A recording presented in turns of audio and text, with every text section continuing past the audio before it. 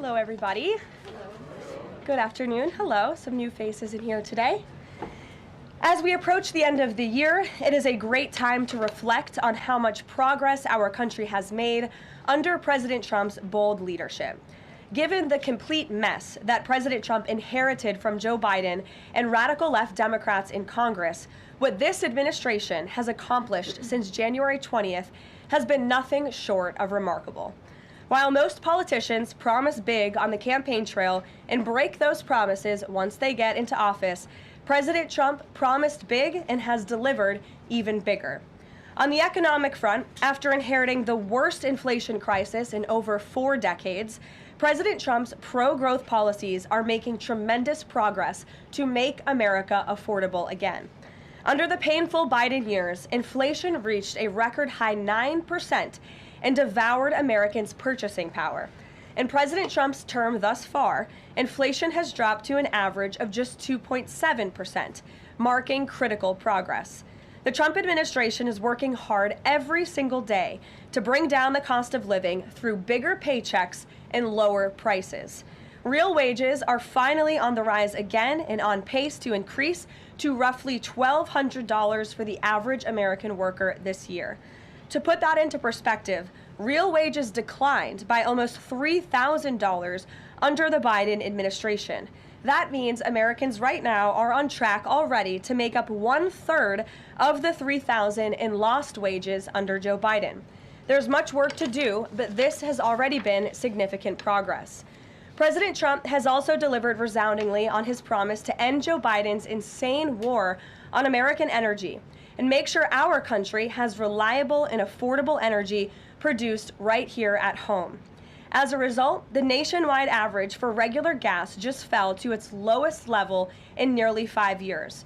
According to data from Gas Buddy released on Monday, average gas prices have now dipped below $3 per gallon in 37 states, below $2.75 per gallon in 22 states, and below $2.50 per gallon in 5 states.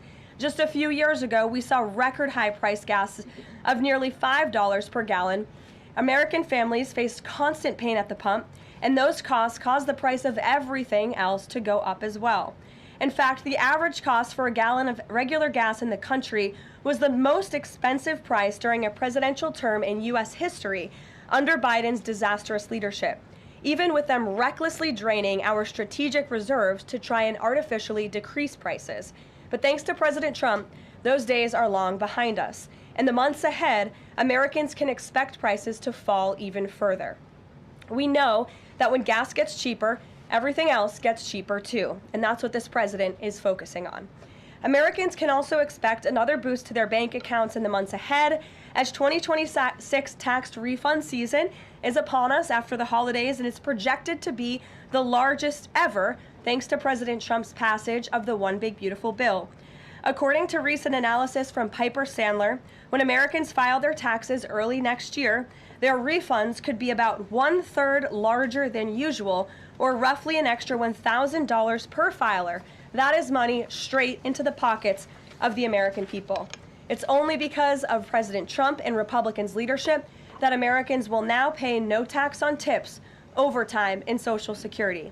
President Trump and Republicans believe hardworking Americans deserve to keep more of their hard-earned money, but Democrats, on the other hand, every single one of them, voted against these massive tax cuts. So remember that the next time Democrats try to talk about affordability. Democrats don't have a single clue about how to make America more affordable. They just spent the last 4 years creating the very affordability crisis that President Trump is fixing right now. And if given the chance of power ever again, the Democrats will implement those same policies and jack inflation right back up to where it was. Finally, at the border, President Trump has restored America's sovereignty and made our country safe again. This is the single greatest and fastest national security victory in modern American history, and it's not even close. The latest preliminary numbers released from the month of November show we have the most secure border in our nation's history. This is a remarkable achievement. November encounters came in even lower than the previous historic low in October, if you can believe it. There were only 30,367 total encounters nationwide. That's lower than the previous record set in October. And for the 7th consecutive month, U.S. Border Patrol released 0 illegal aliens into the United States. Let me repeat, 7 months of 0 illegal aliens being released into our country. This is a historic achievement, and it's one that every law-abiding American citizen should be grateful for. At this point, in 10 months under President Trump's unmatched leadership, we've seen less apprehensions overall than we saw in just 1 month under Joe Biden. Again, let me repeat, in 10 months under President Trump, we've seen less apprehensions at the southern border than we saw in 1 month under the previous president. Again, remarkable results. All in all, the economy is back on track and ready to boom over the next 3 years. Biden's inflation crisis is over. Prices are coming down. Wages are rising. The border is fully secure, and America's best days are to come. President Trump has kept his word and delivered for the American people over the past year, and he will not stop fighting, as you heard from him directly this week, until our country and every state in this country is better than ever before. So with that, I will take your questions today. I know there's a lot of news. We'll start with our new media seat. Mr. Bowling, it's great to see you here. He's of Real America's Voice. He's also the host of Edge, his interview and commentary podcast. Please, Eric, why don't you kick us off? Karoline, thank you very much for this and inviting me to the new media seat. As you point out, affordability crisis, it strikes me energy prices have been coming down aggressively since President Trump's second term, approaching $55 a barrel for oil. Gasoline, as you point out, under $3 a barrel nationally, first time in 5 years. By the way, that $55 barrel oil is about half of the peak under the last 4 years of the last administration, half the price. Wholesale prices come down, yet affordability crisis, a lot of the folks in this room, a lot of legacy media, some of the people in the front row seem to want to call this an affordability crisis right now, forgetting the fact that over the last 4 years prior, we hit 9% inflation. Wages, as you point out, were stagnant at best, sometimes had dipped. That's a real affordability crisis there, but they weren't really calling it that then. You point out how President Trump is changing the affordability in America, but how will he ensure that the legacy media doesn't flip the script and change it so that they're using affordability as their word, their idea, versus what the American people who know much better? Yeah, well, it's a great question, Eric, and it's a point of frustration for the president and for myself. I will say that's part of the reason I just kicked off this briefing today, setting the record straight with facts about the economic mess that the president inherited from his predecessor, Joe Biden. And he's focused on digging our country and our economy out of that hole every day. Things are getting better, and they will continue to. And President Trump understands better than any politician in this city the pain that the American consumer has been feeling for years now because of the last administration's policies. You heard him in the great Commonwealth of Pennsylvania this past week campaigning and talking to these voters, saying, I was elected to fix this problem, and I am fixing it. Don't forget who created it, and that's the Democrats. And I think when you hear the president talk about affordability, he's saying the Democrats are the greatest con artists in history because they are now trying to claim ownership of an issue that they created. And every data point and every economic metric does in fact show that the economy is improving. And so I do wish more people would report on those facts. I do wish that more people would remind the American public how we got here and why. It does not mean this president is discarding the feelings of the American people. He gets it better than anyone, which is why his entire administration has been focused on the issue of the economy and energy prices since day one. If I may sure. follow up, it's reported that around 10,000 commercial driver's license operators have been pulled by your transportation secretary department. Will the president apply that same metric? For the reason was the operators weren't speaking or reading English to a level that was people thought they would safely be able to operate trucks on our roadways.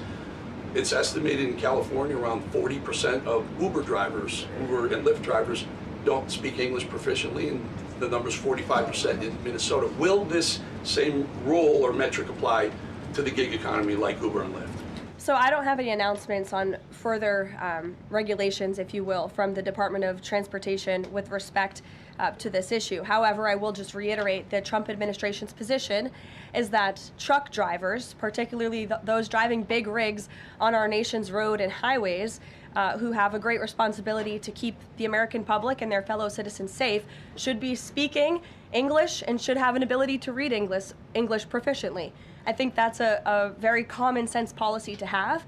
And we've unfortunately seen, and the Department of Transportation has uncovered and is actively working to fix these state-sponsored commercial trucking driver licenses, which were going to people who are not qualified to be driving these massive trucks on American roads, and they're endangering the lives of our fellow citizens. We've unfortunately seen many vehicle accidents across the country where people have lost their lives because of drivers that were just simply unqualified to be driving these trucks. So I know this is something DOT and Secretary Duffy take very seriously.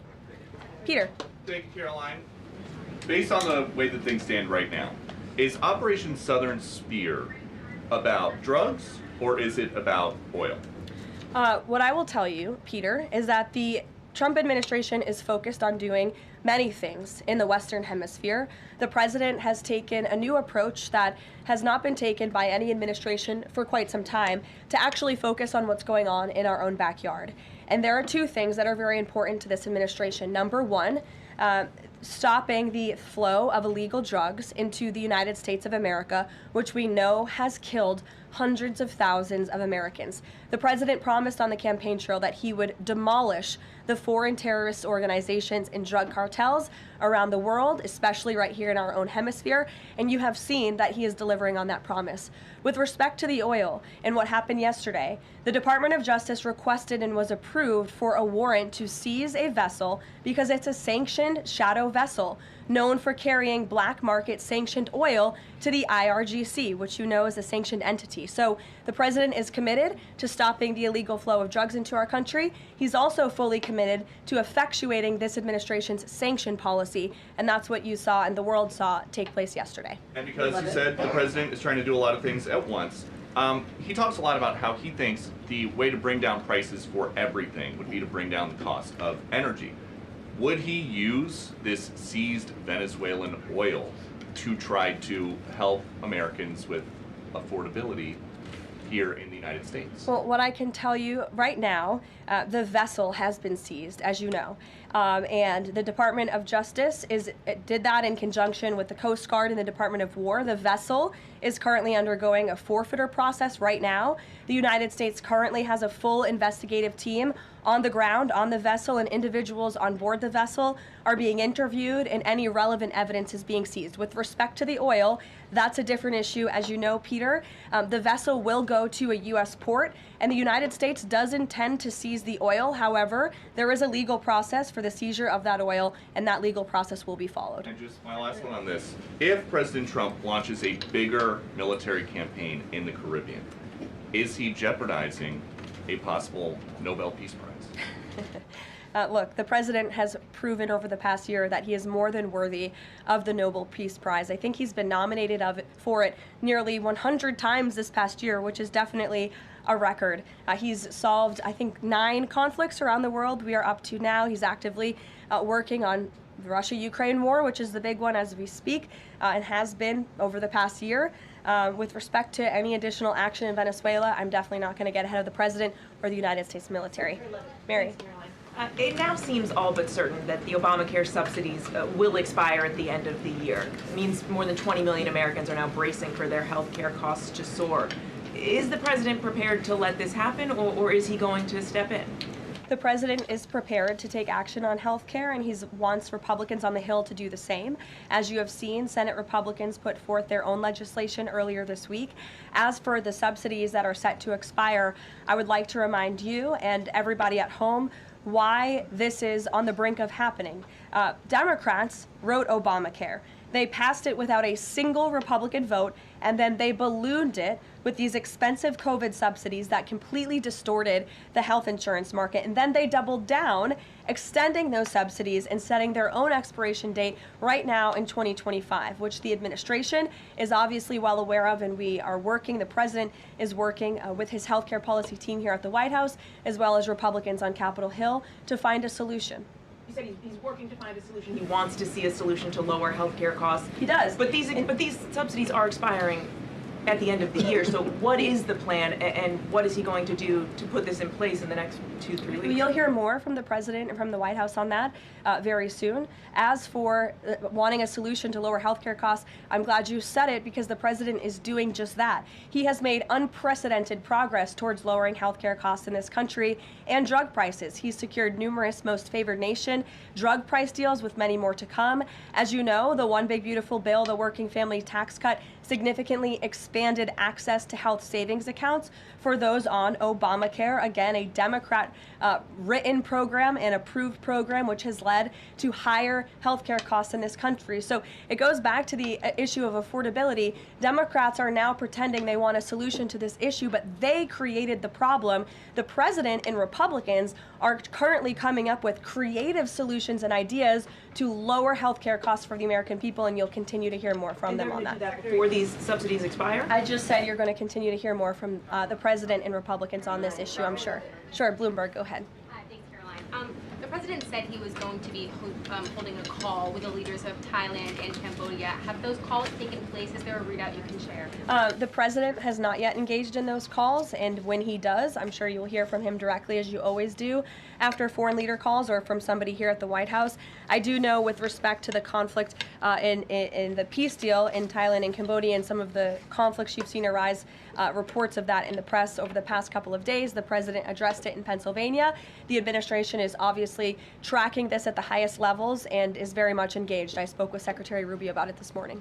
And will senior U.S. officials be meeting Saturday with European and Ukrainian officials to discuss the peace plan? Look, the United States and the Trump administration continues to be very much engaged in trying to bring the Russia-Ukraine war to an end. The president had a call with Europeans yesterday. His special envoy Witkoff and his team continue to talk with both sides literally as we speak. If there is a real chance of signing a peace agreement, if we feel like those meetings are worthy of someone on the United States' time this weekend, then we will send a representative. It's still up in the air whether we believe real peace can be accomplished and we can truly move the ball forward. The president is extremely frustrated with both sides of this war, and he's sick of meetings just for the sake of meeting. He doesn't want any more talk. He wants action. He wants this war to come to an end.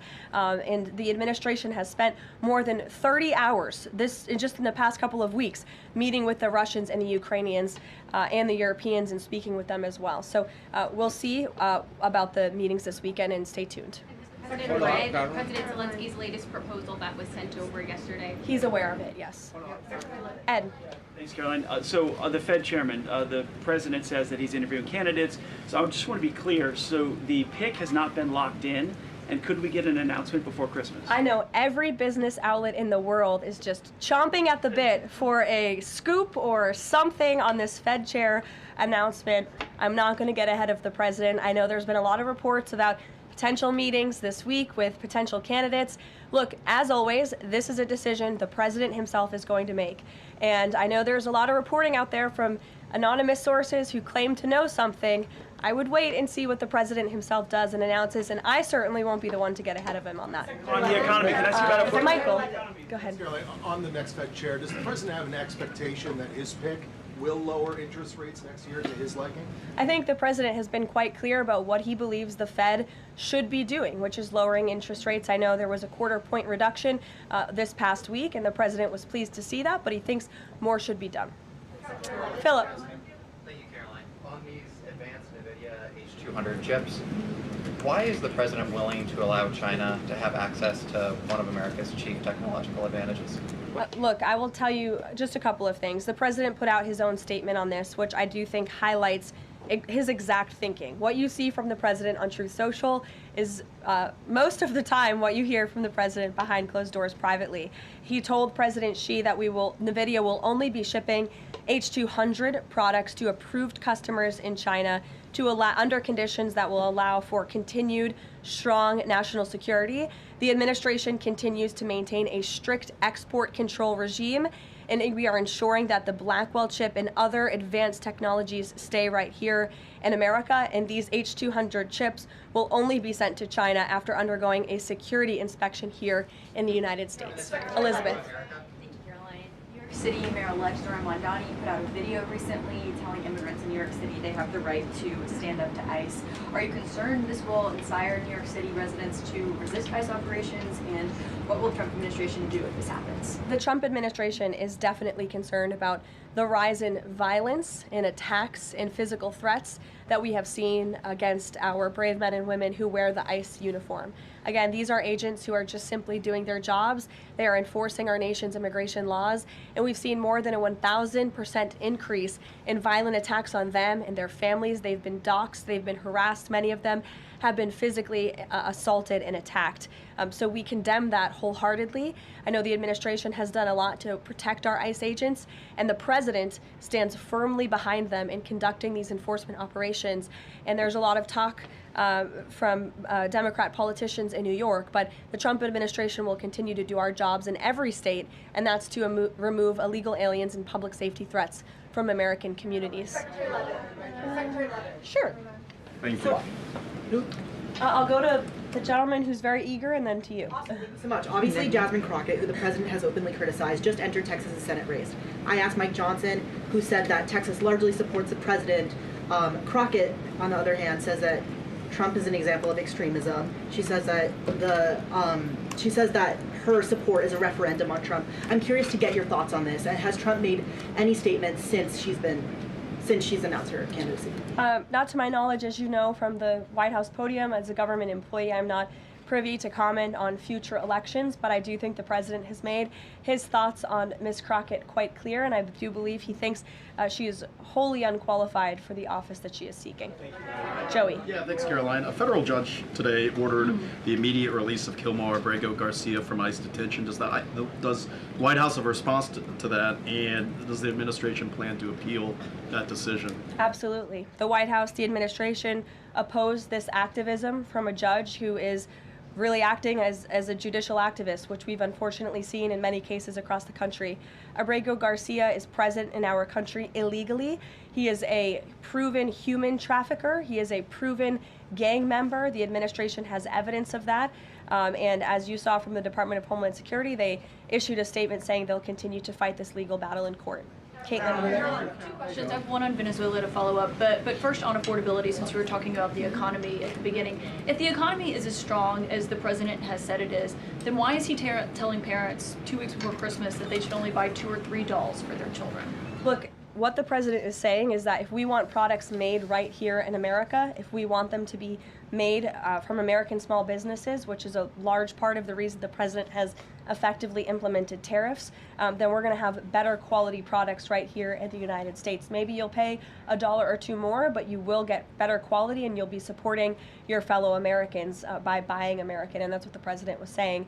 Again, with respect to affordability, every economic metric, Caitlin, and I wish you would report more on it, does in fact show that the economy is getting better and brighter than where it was under the previous administration. I will repeat, inflation as measured by the overall CPI has slowed to an average 2.5% pace. Real wages are increasing, roughly $1,200 for the average worker. Gas prices are down in almost every single state across the country. Again, in 22 states, it's below $275. You look at the tax cuts, those are going to go into effect next year. So the best is yet to come.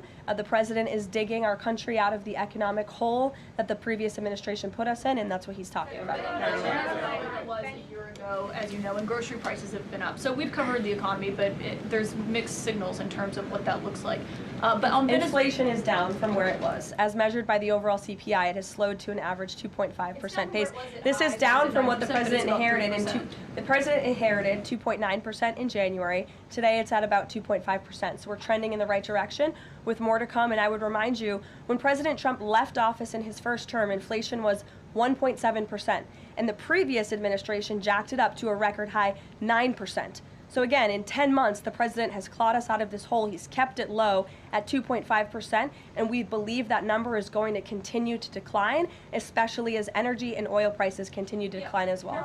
It wasn't high under Biden. They're just saying it's not. Well, nobody reported on it being high under Biden. My predecessor was standing at this podium, but now you want to ask me a lot of questions about it, which I'm happy to answer.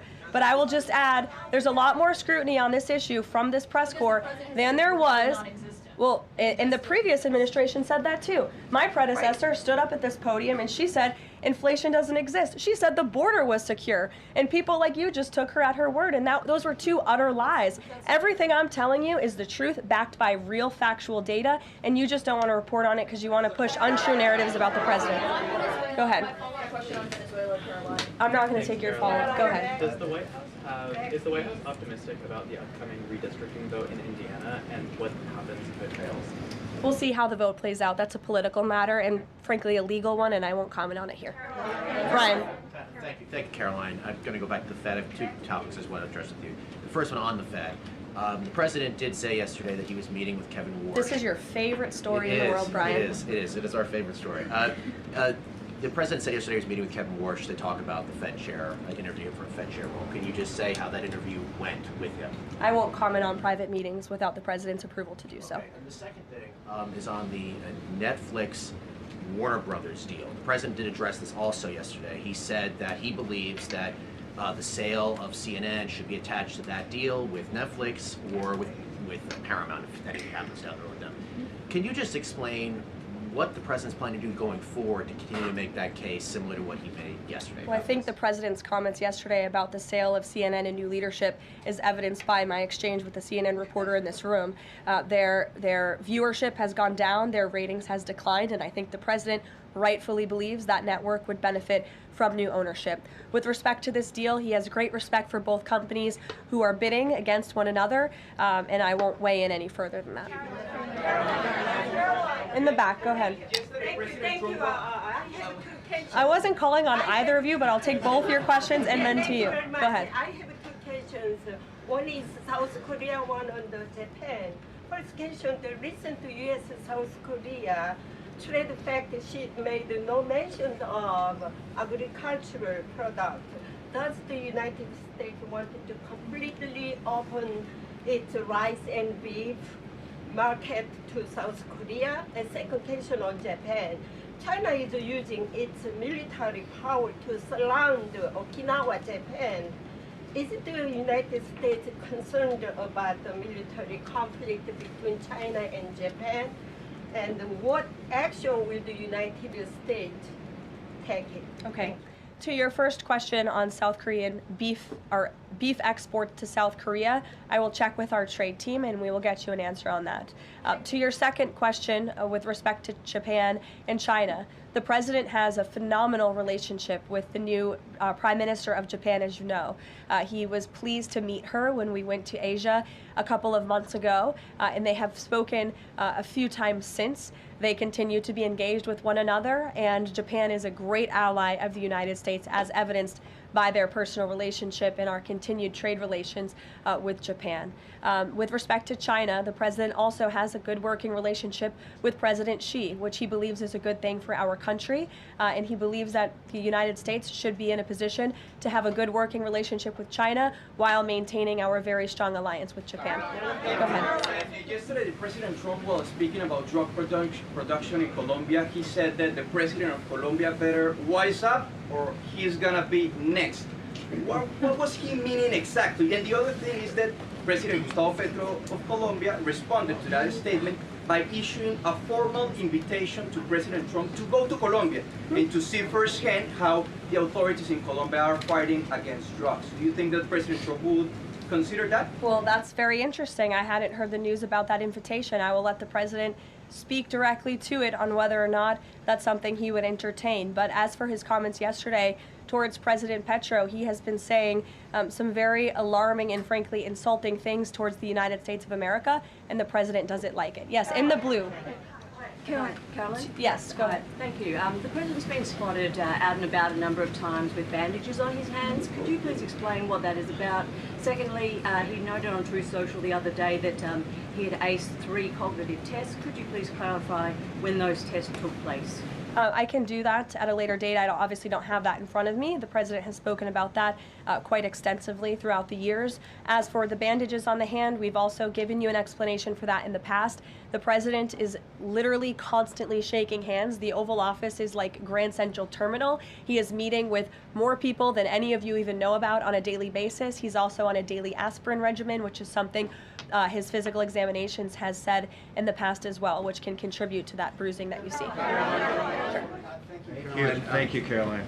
Back to that oil tanker, just want to know, was this a one-off, or is it safe to say the administration is taking a more active look at the oil industry in Venezuela, whether targeting other oil ships or perhaps Venezuelan oil production facilities in Venezuela? Well, I won't broadcast any future actions from the administration, but I will just reiterate that the Trump administration is executing on the president's sanction policies and the sanction policies of the United States. And we're not going to stand by and watch sanctioned vessels sail the seas with black market oil, the proceeds of which will fuel narco-terrorism of rogue and illegitimate regimes around the world. Andrew? Thank you, Caroline. Two for you. First, when the president announced the farm relief program the other day, Secretary Rollins afterwards, right out there, told us that the program would be paid for by the Commodity Credit Corporation, an existing program. The president keeps saying that it's being paid for by tariff revenue. Why does he keep saying that if the secretary who's running the program says that's not the case? And also about his doll comments from the other night. The president's a billionaire. He's probably the wealthiest person to ever serve as president. Is it a good look for him to be telling parents, oh, you should only buy, $2 or $3 for your kids, when he's one of the wealthiest people in the country running the government? Do you think the people in that room in Pennsylvania who the president was speaking to don't know the president's a billionaire? I think that's a very well-established fact. And actually, I think it's one of the many reasons they reelected him back to this office, because he's a businessman who understands the economy and knows how to fix it. And he's doing it right now just like he did in his first term. Sure, go ahead. To the gentleman behind you, Andrew, yes, go ahead. Go ahead. Thank you, Caroline. On Gaza, we heard the president say yesterday that the Board of Peace members are going to be announced early next year. What is the administration doing to move the parties in the region closer toward phase 2 of his peace plan for Gaza?